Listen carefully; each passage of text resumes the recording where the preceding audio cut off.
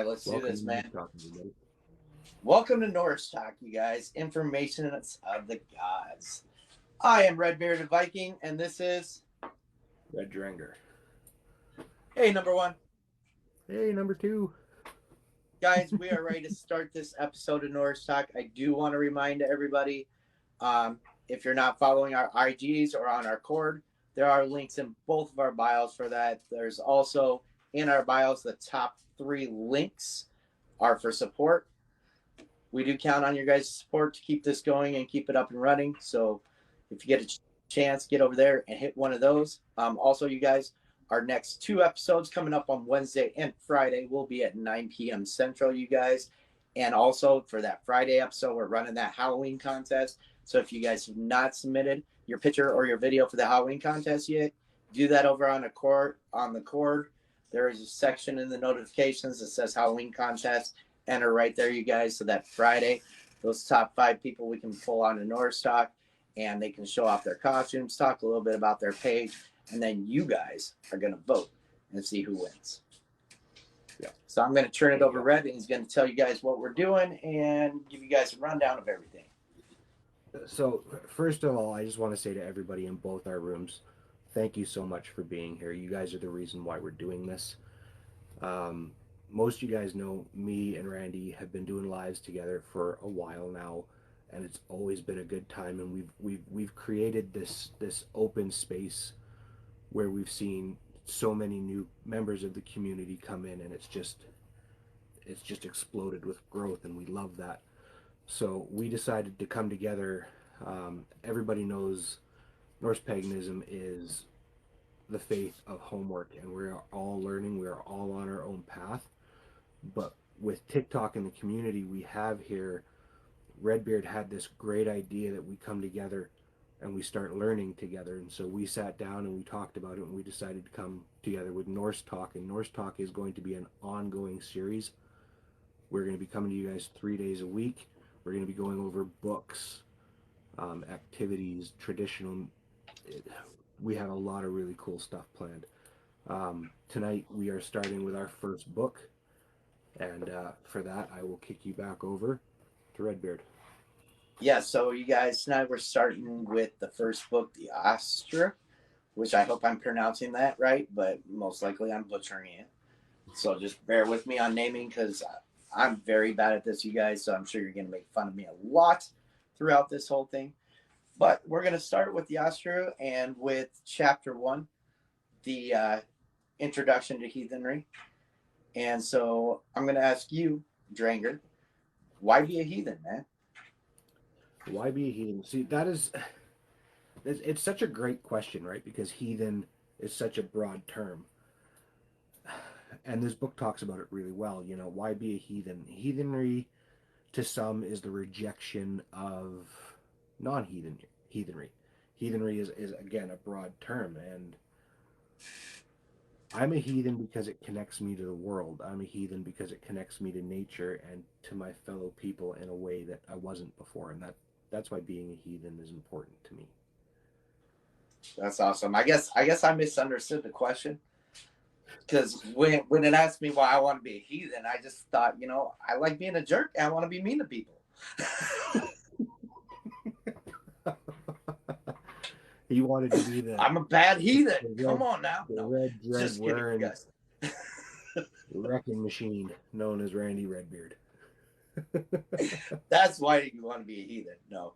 But honestly, for me, it was, I come from a background of Christianity and everything, and I just never seemed to fit in there. And when I started learning about heathenry and Norse paganism, it's so much more open and welcoming, and I feel more at home here than I ever have. And learning about all the different gods and the different ways to worship the gods, and picking your own gods that you have a bond with and everything like that. And then just the community in general, how the community is always looking out for each other and helping each other. And how everybody tries to pull together and learn as much as they can and teach each other. It was really attractive to me. And I really started getting into researching it and everything once I found out that I descend from Norway. I don't know why it never clicked for me because my grandmother was Norwegian, but it wasn't until this last year that I realized that I have descendants in Norway, and they go back to the early 1400s. So my family had been over there way back when, and I already knew about my Irish heritage, and that also kind of coincides with the Viking area as well, because there were Vikings in both places. So that's what brought me here. But then what kept me here and attracted me is the openness and the way the community is. Yeah. And I got to completely agree with you on that. I think the community aspect of not just the Norse pagan community, but just heathens in general, all pagans, is amazing. And it's a place where so many have come to feel welcomed. We want to learn together. Everybody came like that's we all call it the path for a reason, and we all walk different ones. So on the times where they all line up and we can be here together and thing, this was the bedrock of what built Norse paganism in the first place, was people passing stories along the road, coast to coast. And we are both so honored to be here and be even a tiny, tiny part of that. And again, I just want to thank you all for giving us that opportunity, because that's the gift that you've given us. It is. It totally is. Like it's amazing. Like this could have never happened if it wasn't for everybody. Like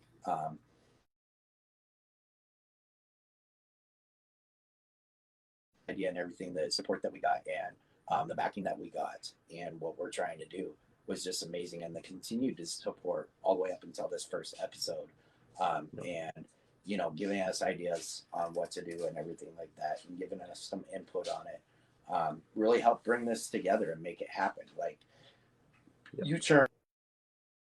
you guys helped us turn a thought into a reality, which is amazing, and that comes back to part of the community though, that it is to be heathens, because it definitely, even though it's a faith of many variations, because it definitely, even though it's a faith of many variations, also it requires community, which is right in the first paragraph. I read that straight out of the first paragraph, you guys, and that's exactly what we're doing right here. Is we're putting the faith in the community, and the commitment in the community to help make this happen.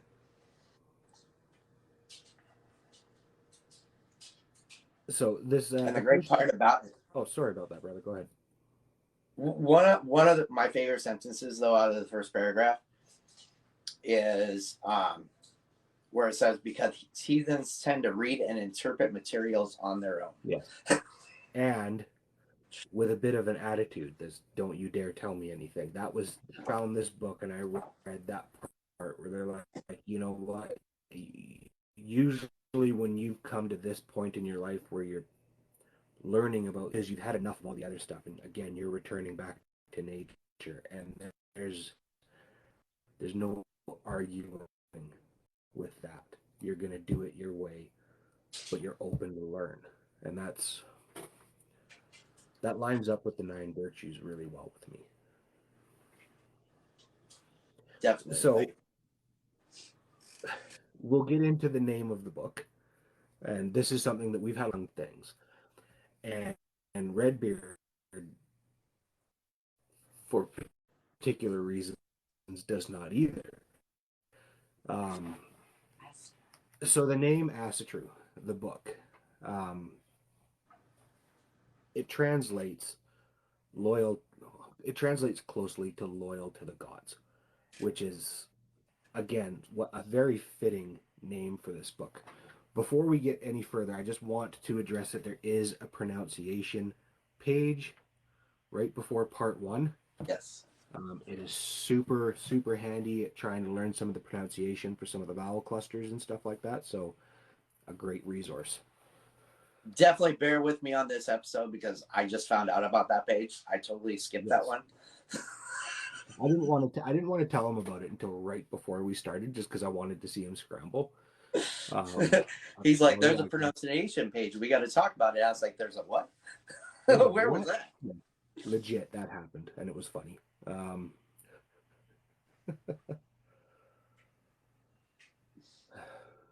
yeah, sorry. So, true or loyal to the gods is a loose translation for this. The first chapter. This first chapter is super short, but it is super important. Just the way that the author lays out um, the just the resurgence of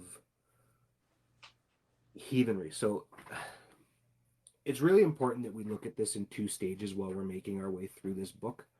You have Norse paganism, which is a very, very old religion. It's older than a lot of newer ones. Again, I'm not going to get into it.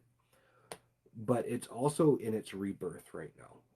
So we're not in those times anymore. Things have changed. Life has changed. We're doing our meetings virtually like this, and the faith is growing, and it's growing, and it's still very, very new. And the fact that the author made sure to check that out and address it right away in the book was huge for me. And I'm not sure how you felt about that, because I know you're newer than I am. So Right.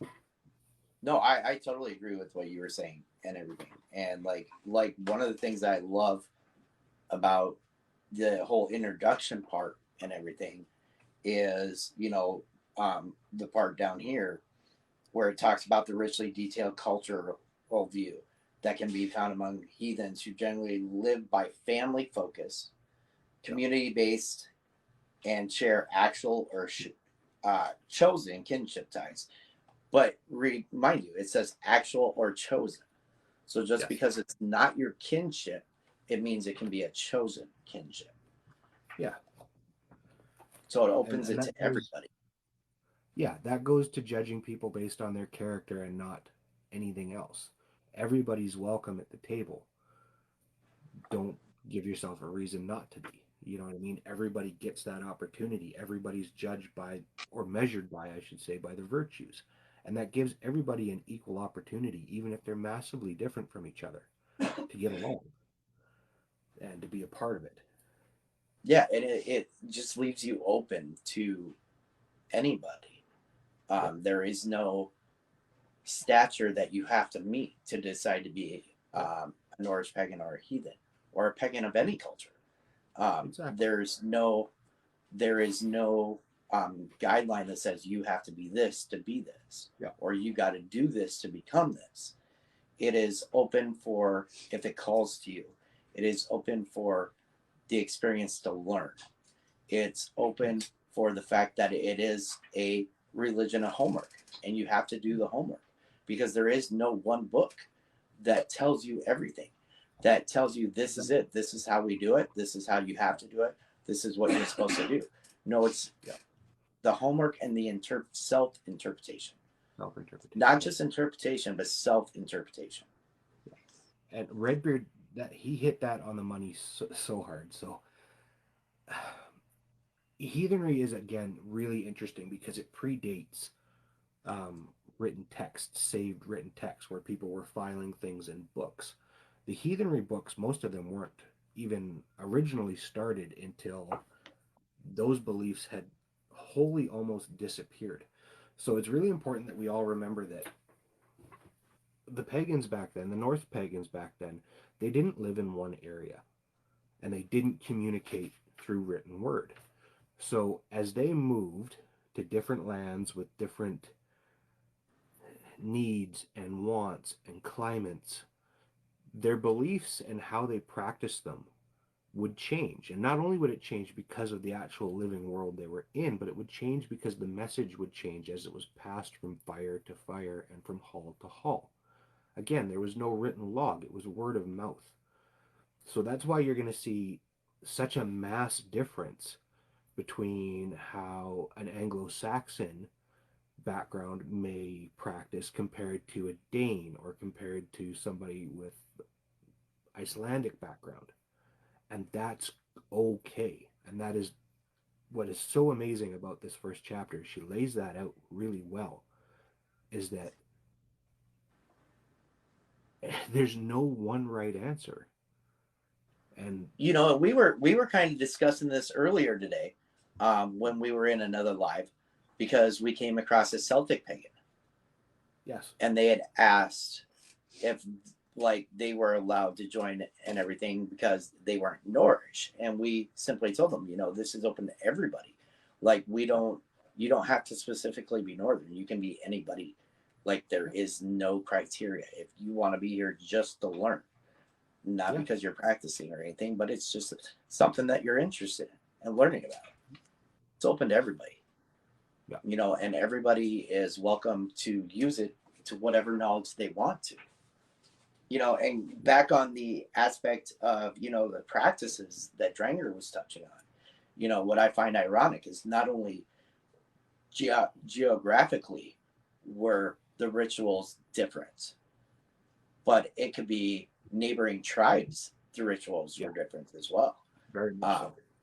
but the thing about it is they each one respected the practices of the different houses, because Yeah, they all knew that regardless if they thought that the way that they got there was ridiculous or not, they were all striving for the same goal.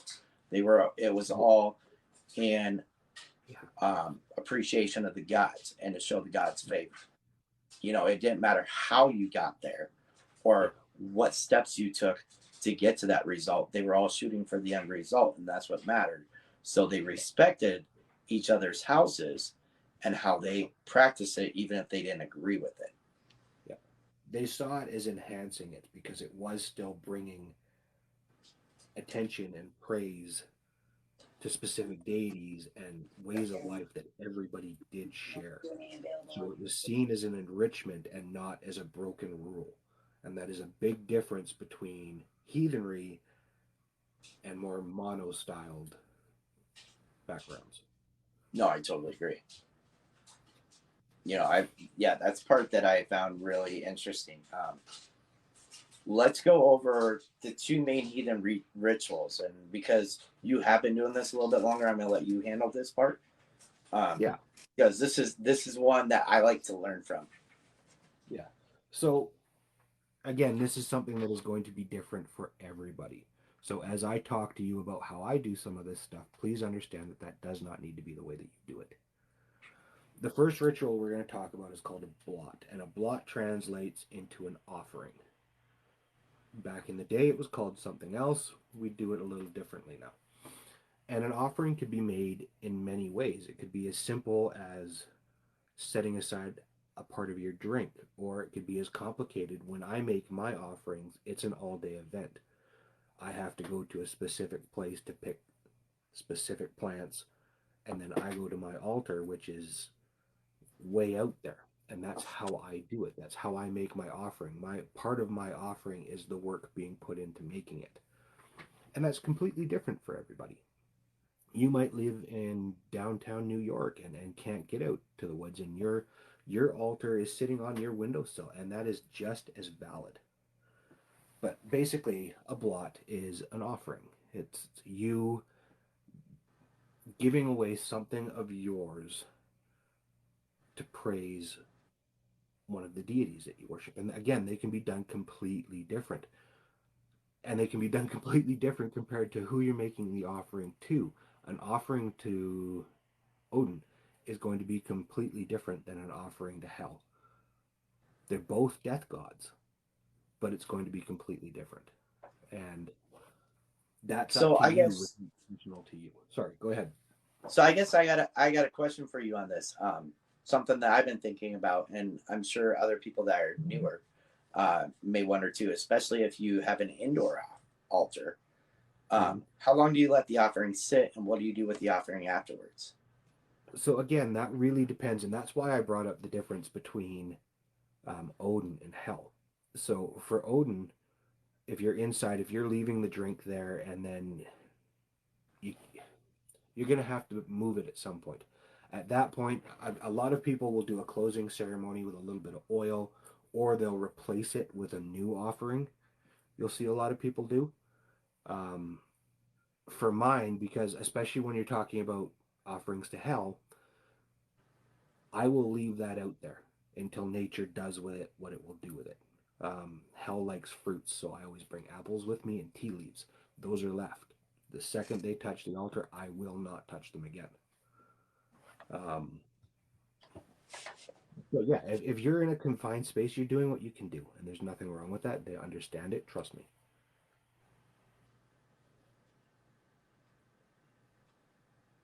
No, that was really good. Like that was some good information to know, especially if you have an indoor altar.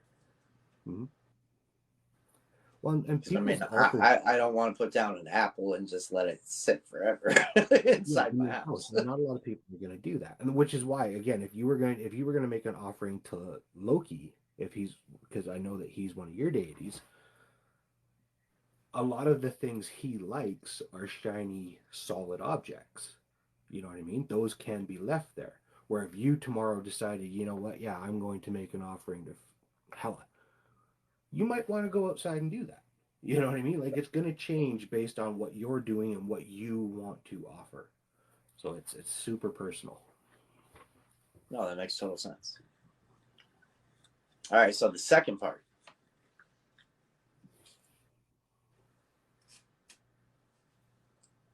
we've got the blot and then the symbol. Oh yeah, sorry. So I kind of spaced out there for a minute. So the stumbling again, the first one was praising to the gods. The other one is where you're going to get into the community aspect of it because again, to Norse paganisms, it was a three-tiered thing: the gods, family, and ancestors. All three were needed. And the Sumbling was a way of coming together to make and bring together those community bonds, and it was often done by sharing drinks, which is why you see us doing it so often, even virtually. We got a lot to share. Yeah, and that's why the toast is so important. And again, it can be kind of a serious issue for some people, but it's part of that community bond making. Definitely. And like typically they did 3 rounds. Yeah. And so the first round um, was where the where the horn was passed from hand to hand, and the first round was the welcome to the gods, of course.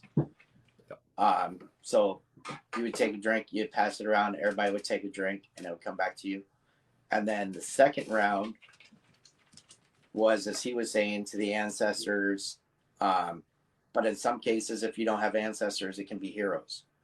Yep. It also says, or in some cases, personal heroes. And then the final round is the open round, where everybody would tell stories and songs and toasts. And then even they talked about how bragging was encouraged, but as long as the bragging was true. Yeah. Because there will always be somebody there that knows when you're lying and is going to call you out, is what it's specified on. So it's like there's nothing wrong with bragging as long as your bragging is true. Yeah. Yeah, there's not a lot of shameful pride in Norse paganism that you see Right. with others.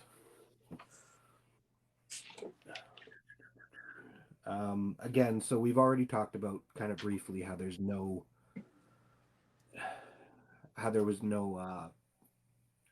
printed words.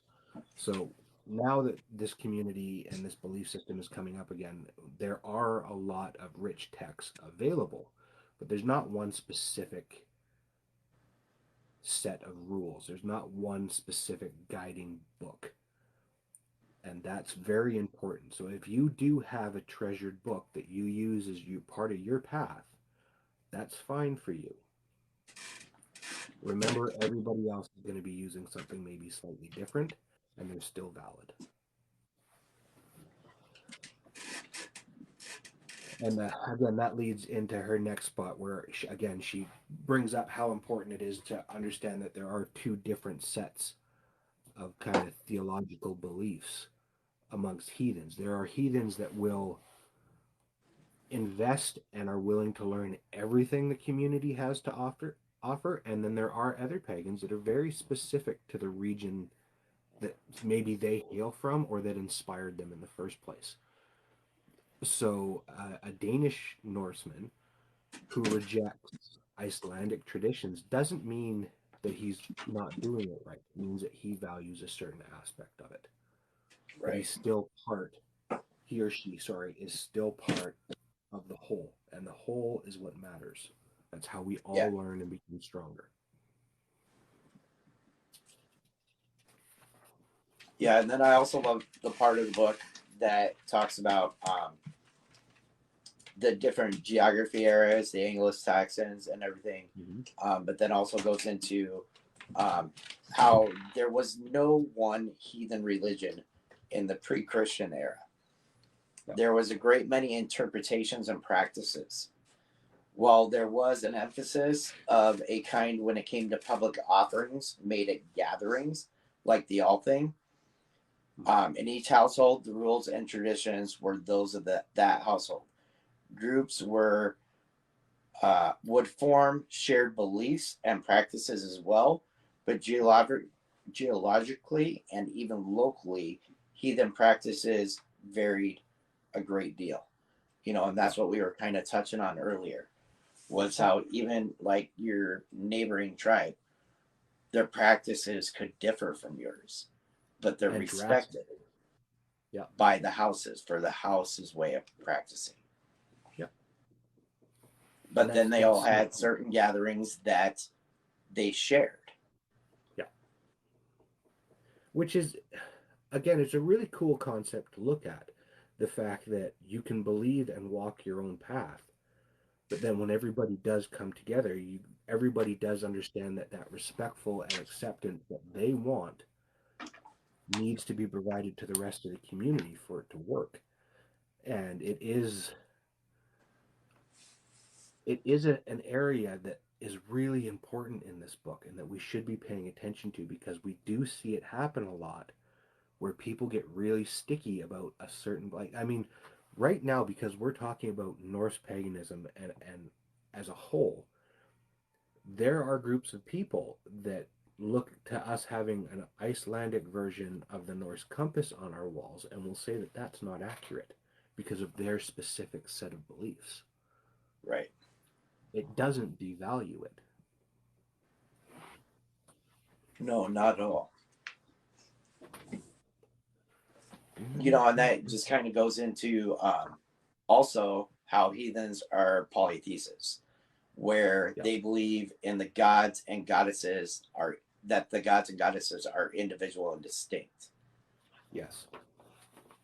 And this You know, brings up another great topic that you got into today, that because they are individual and distinct, they're not all perfect beings. They have different strengths and different weaknesses, as do people, which is why it's so cool that there's so many different ways and so many different stories about them. right? Because we totally were talking about it earlier in another live, how one of the things that attracts us about this is the fact that our gods are relatable because they're humanized, because they are flawed, because they can die, because they make mistakes. We can empathize with them because we humanize them. They're just not an all-powerful being that is just perfect. Yes. It's they make their own mistakes. Like they rage wars that they decided they shouldn't have because it was over a spilled drink. You know, Mm-hmm. it's simple stuff like that that humanizes them and lets us see that we come from the same cloth that they do, which makes them relatable to us.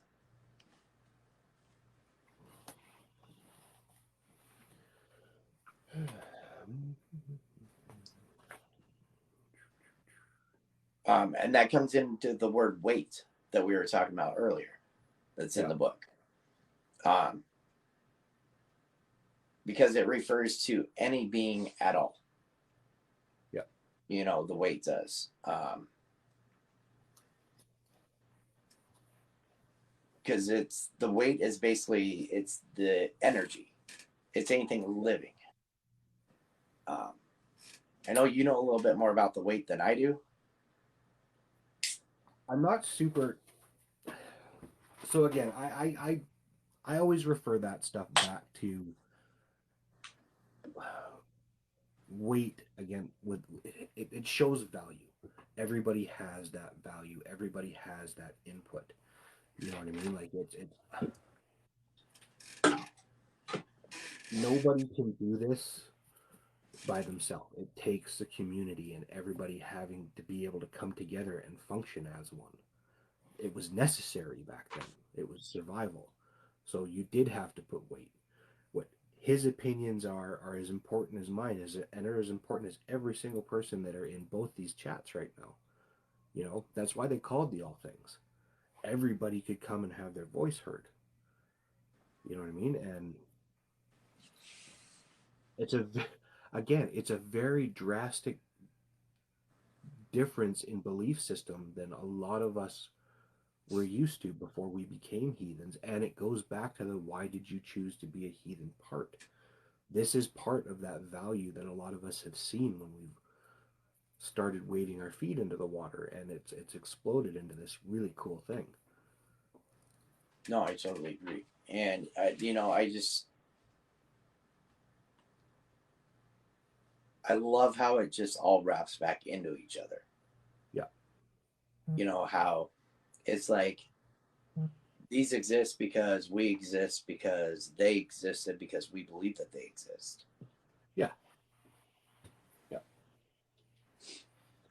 Like all in all, the way that she tied this first chapter together for an intro into again a book that has so much great information is really cool.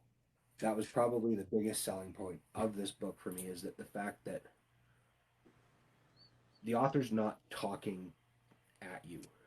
You know what I mean? Your specific beliefs are covered in those statements that she's making at the beginning that are saying, you know, all can find value in something. And that's huge. And it gets better as we're going to get deeper and deeper into this. This book will get immensely Oh, and just it's better and better and better. yeah, it's crazy because this book gets into so much, you guys. Yeah. I'm so excited. I have read a couple chapters ahead, Yeah. but I've also looked through the book though just to see what the other chapters are about. And there's going to be so many exciting things that we're going to learn in these chapters and discuss in these chapters and go over some of the differences in these chapters, and just different people's thoughts and beliefs, and being able to listen to those, respect them, and maybe even adapt your own, because there's going to be some points that you're going to be like, yeah, no, that's wrong. But there's other times that you're going to see some points and you're going to go, you know what, I like that. And that's the great thing about this is how you practice adapts as you adapt, and it grows with you. Yeah. Like you don't ever have to be just stuck in one spot. There's continuous growth in this and change in your viewpoints because of the fact that there isn't one all right way. There isn't one specific book with all the rules and telling us what to do. It's they change because the more you learn, your viewpoints might change a little bit because there's so many different things to learn out there. And that again, you that result reverts right back to the path and how it will change for everybody. The path that we're all walking right now could be very different tomorrow, could be very different a year from now. And just imagine the stuff that you're going to learn tomorrow. Like it's awesome. And that is the best thing about this faith is you are always learning something, and there's always somebody around that wants to teach. Well, and just thinking about how you brought up past changing, you guys that have been with the two of us for a while back in the Red Room, you guys have witnessed our paths change. You guys have witnessed my path change and the growth that came from my change of path.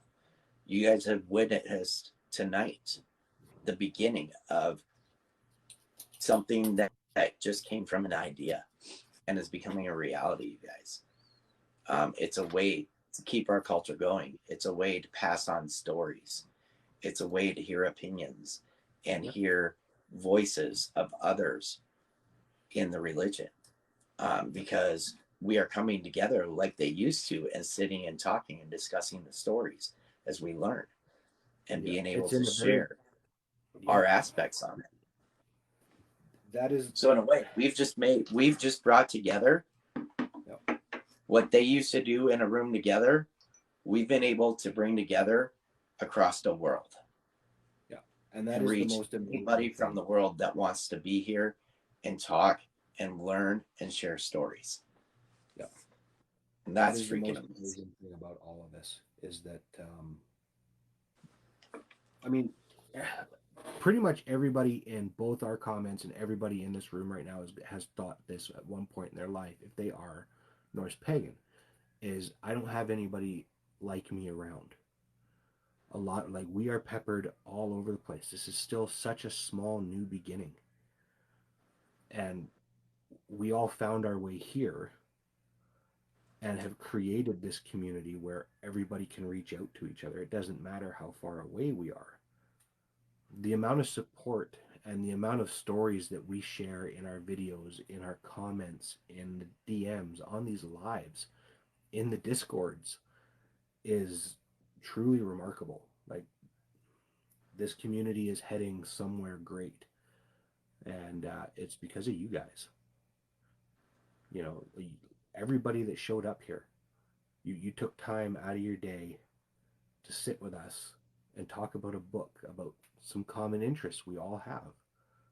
And everybody came with the valued opinion that they all wanted to bring something and they all wanted to take something away with it. And that's awesome.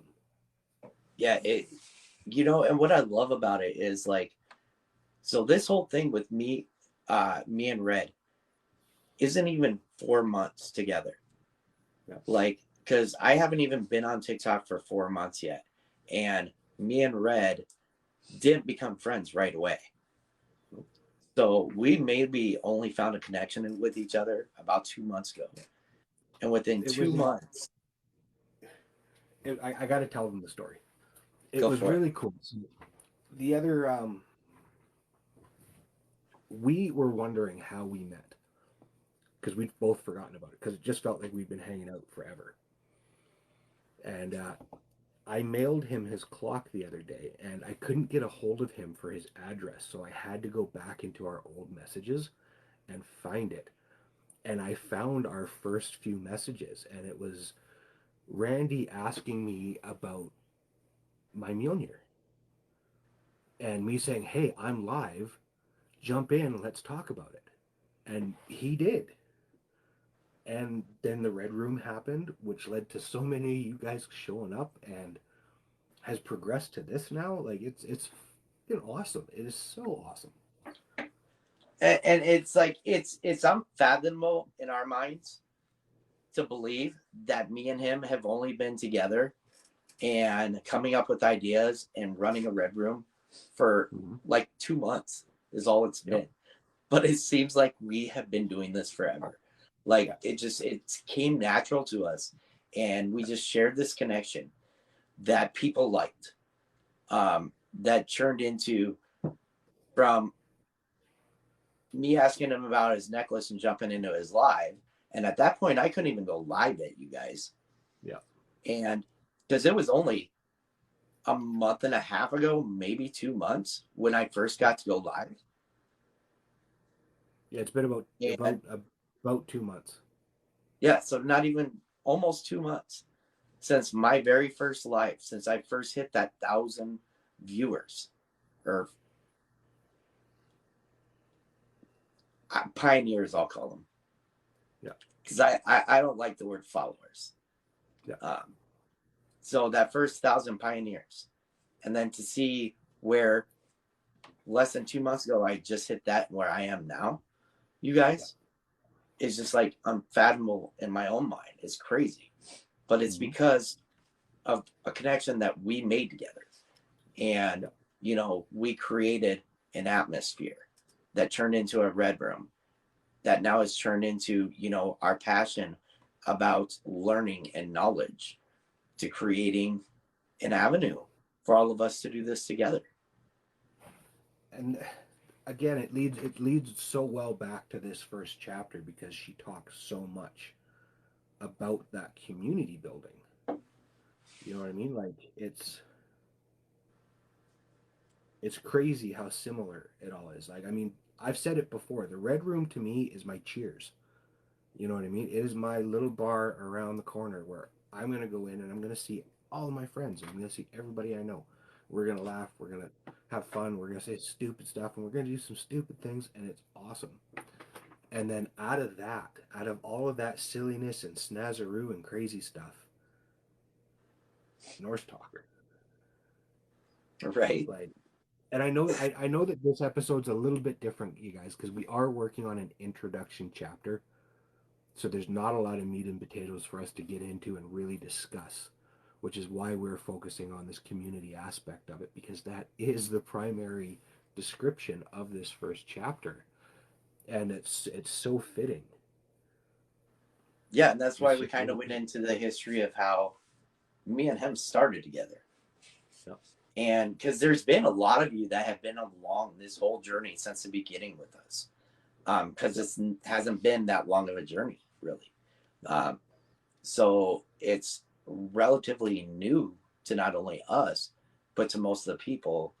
So it's like not surprising that there's a lot of people that first started this journey with us, because those were Mm-hmm. like our first 300-400 people that we hung out with when we started hanging out.